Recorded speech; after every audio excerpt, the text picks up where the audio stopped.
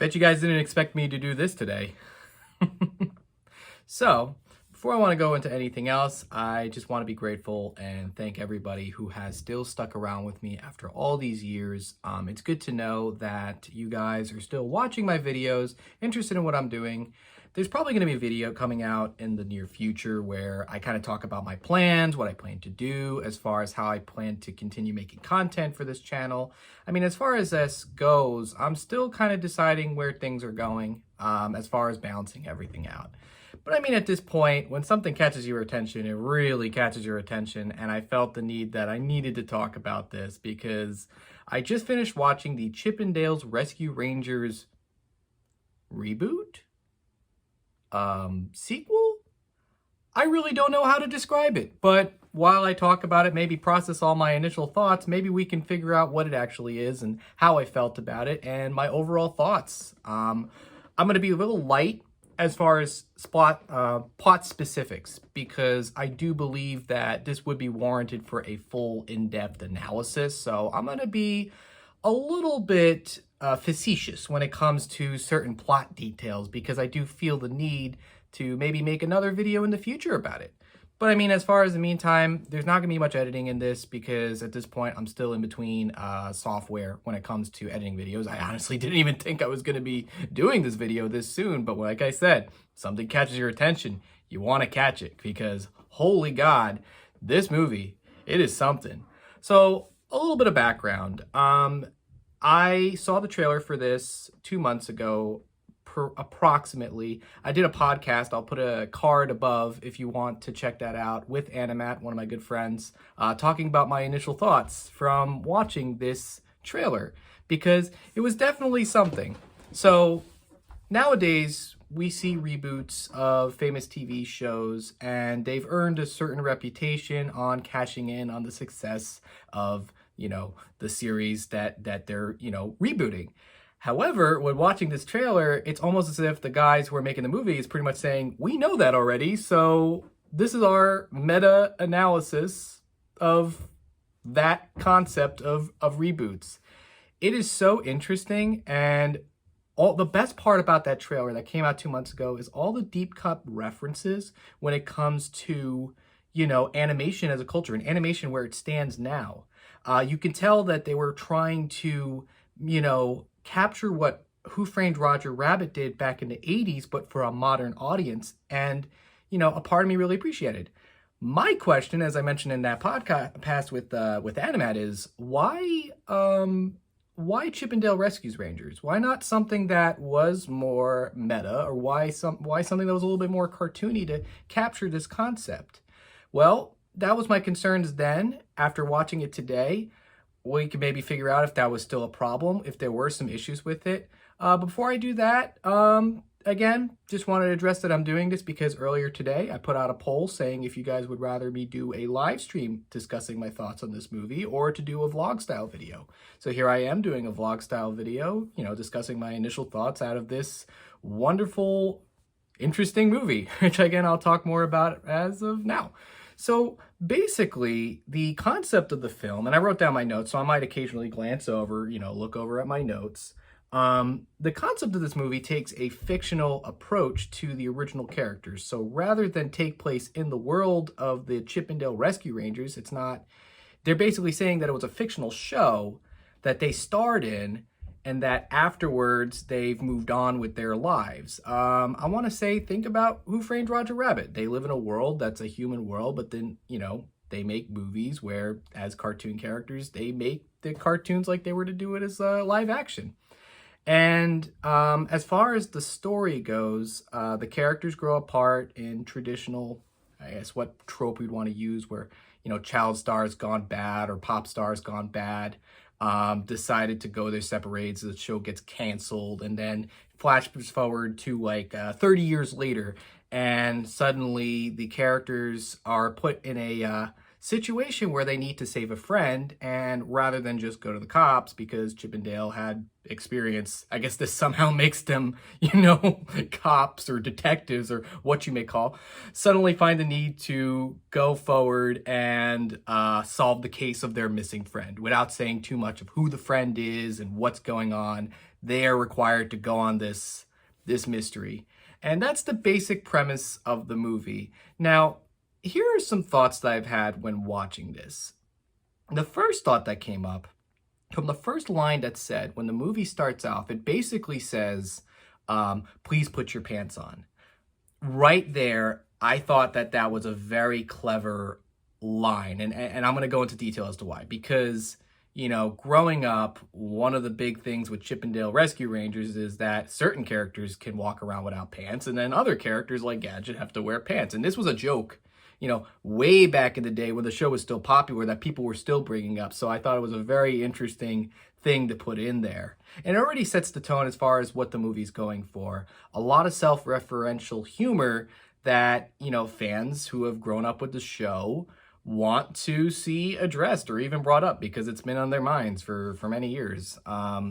And then you find out that in a different approach, they're basically disregarding, you know, Chip and Dale as like, you know, Disney characters that have, you know, been with Donald, Mickey, and Goofy, who surprisingly don't show up in this movie. Now that I'm thinking about it, that's a very interesting thing. You have all these Disney properties, but you don't have Mickey, Donald, and Goofy. Were they too expensive? Who knows? But anyways, you find out that the characters grow up, they go to school together, they're around the same age. They're not brothers. I always thought that Chip and Dale were brothers, but apparently they're like best friends. I'd even go as far as to say that maybe they have a further relationship that goes beyond being bros. But again, I don't want to allude to anything, but, you know, it'd be interesting. They basically have this relationship early on where Chip is the smart one, as we've seen in the show. He's the one that's more, you know, routine, less risk-taking, more thoughtful, thinking first before acting, whereas Dale is the impulsive one. I'd even go as far as to say that there's the possibility that he has undiagnosed ADHD. And this is me as a profession. I mean, I'm not diagnosing anybody, but I think that would be a very interesting video concept to see if maybe, you know, the presentation of what Dale has actually shows up in a DSM diagnosis of ADHD. And then you see that, you know, they complement each other. And this is the crux of the film, is that these two characters, one is lacking in one area and the other one is lacking in another, and together they work together. And when they focus on that, you know, the story works really well. I mean, it's a trope that's been done to death, but you feel as though it's warranted because we grew up with these characters and we've seen these struggles in the show and even in the, you know, the Disney shorts. So we know that this sort of dynamic works out well, especially because it had, you know, previous history to it. Granted, if that previous history was never there, would it be as strong? I don't know. What do you think after you've seen this movie? I mean, that's, I guess, upon more viewings, I can maybe think about that a little bit more. But as far as the dynamic between these characters and a lot of other characters who are relating with Chip and Dale, I will say that at one point, you know, there are certain characters that are there to just be throwaway characters and to not have much substance.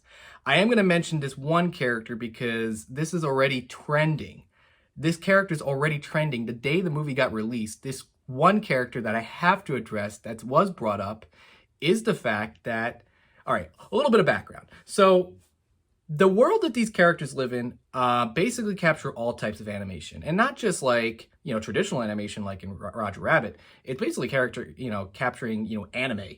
It's capturing, you know, old Disney cartoons. Even some mention of the Looney Tunes at one point get mentioned in this. They get thrown into this too. It really pays to be Disney, I guess.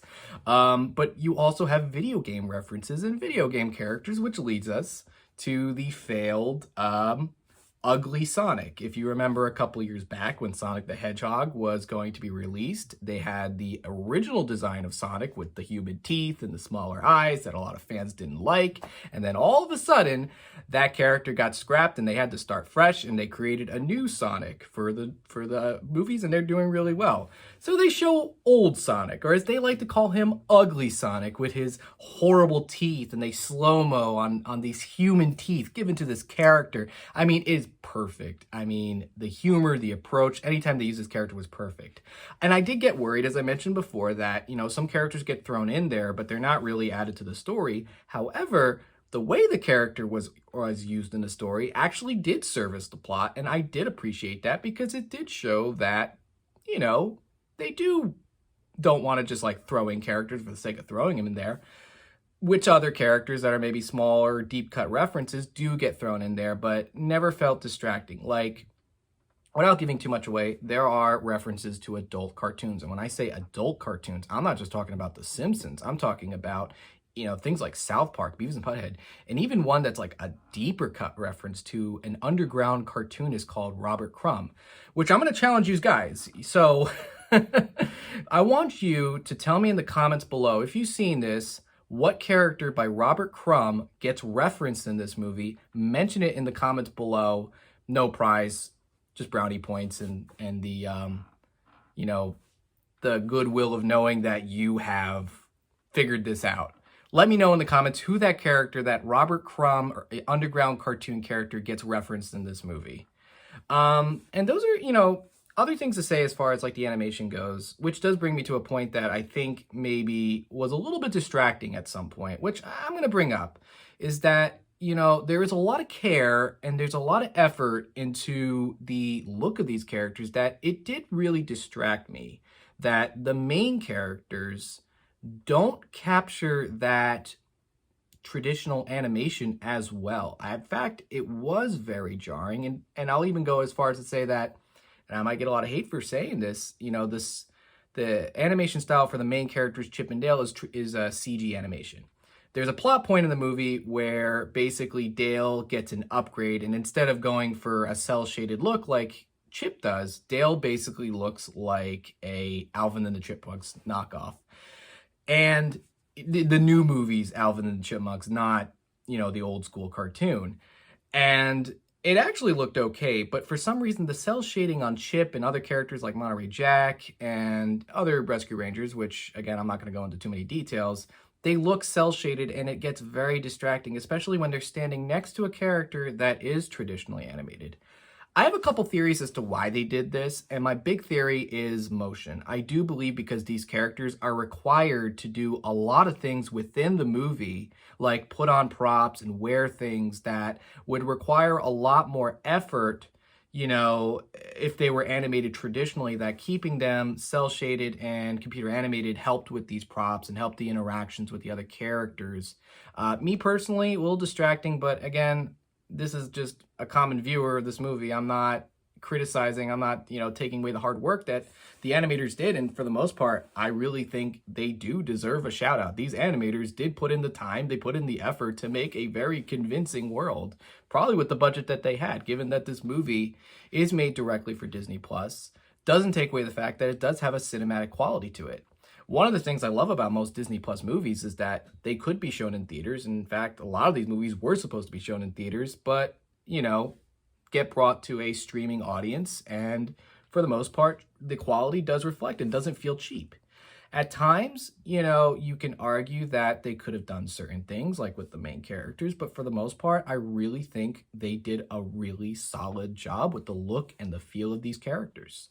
Another thing that I think I find personally rewarding when watching this movie is that when a movie makes you go, a couple times, your mouth drops.